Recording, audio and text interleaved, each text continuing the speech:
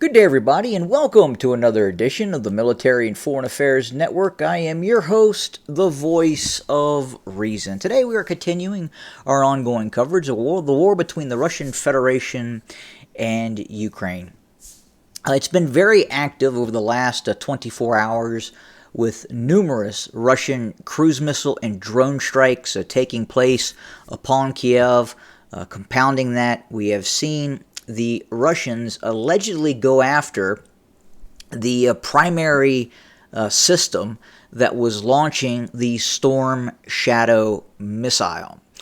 So the exact locale of the Russian strike, a lot of folks are saying that the Russians attacked this airbase within the vicinity of Kalimsky, this area here. This is not the locale. You have to go about 30 miles to the northeast.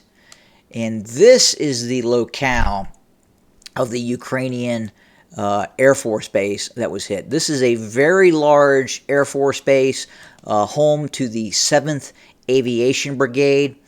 At this air base, at this Air Force Base, there are Su-24s, MiG-29s, and a host of other aircraft as well. We believe that the Ukrainians were launching some of the limited aircraft that they still have in operational use that had been retrofitted to launch the Storm Shadow missile.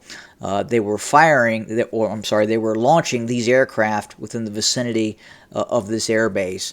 And again, we also believe some of the Storm Shadow stockpiles that had been moved into this area were also struck by Russian forces as well. So again, it's at least the Ukrainians are admitting that 5 aircraft were quote-unquote put out of commission. That essentially means destroyed. And among other targets, administrative targets, bunkers were hit at this airfield as well. Now, we've seen over the course of the last 24, 48 hours, Kiev has been getting pounded with both waves of cruise missile attacks. The largest drone attack was also launched against Kiev. The Russians are also reporting that they destroyed a second Patriot missile battery located close to Kiev as well. Among other targets that have been announced that were hit by Russian state media is that the targets such as the headquarters of the Ukrainian military intelligence. Now, that's not the SBU site in downtown Kiev. This is at another site in Kiev, not the SBU, but a military intelligence site of the Military Intelligence Directorate, not the SBU of the Ukrainian Security Services. That was that has not been hit yet. So again, we have seen a multitude, wave after wave of Russian strikes hit targets in Kiev.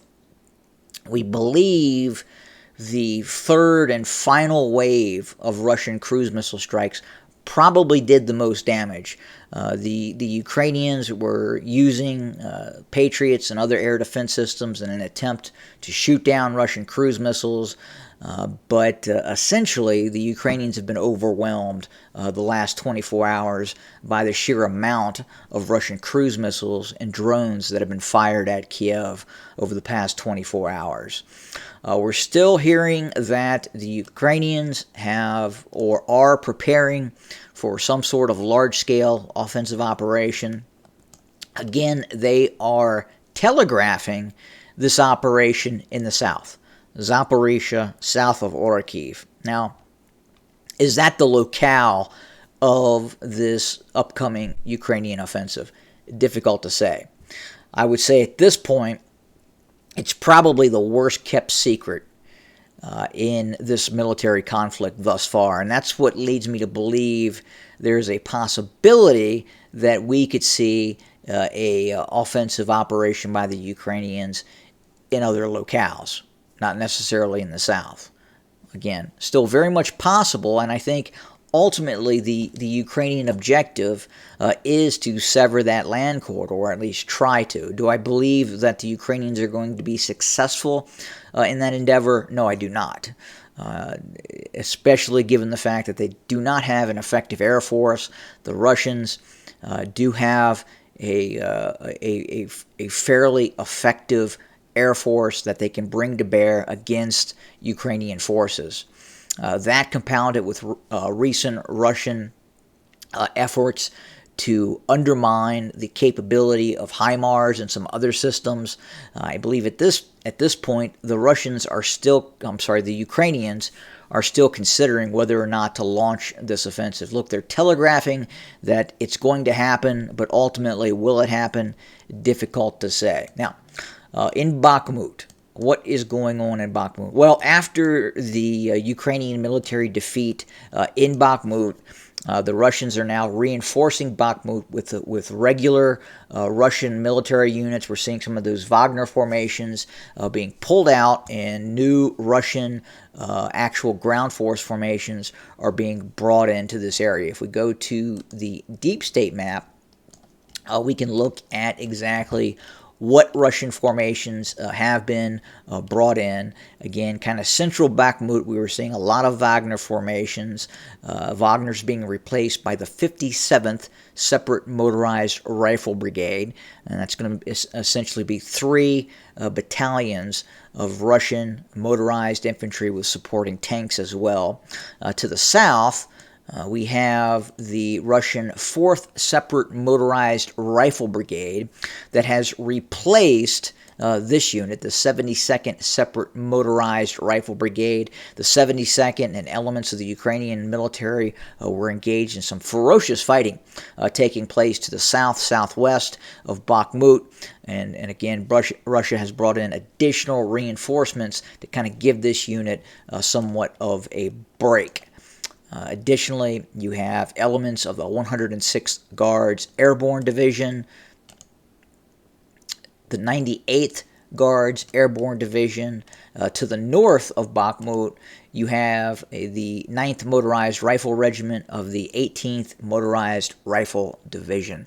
So it appears that the Russians have really solidified the area around Bakhmut. It does appear that the Ukrainian counteroffensive designed to try and outflank and attack Bakhmut from the south and the north did not go over so well. They made limited gains in the south and in the north, measured in quite literally hundreds of meters. And unfortunately, I think ultimately their goal was to sever this road to the south and then to the north as well, and look to attack Bakhmut from the north, south, and obviously from the west as well.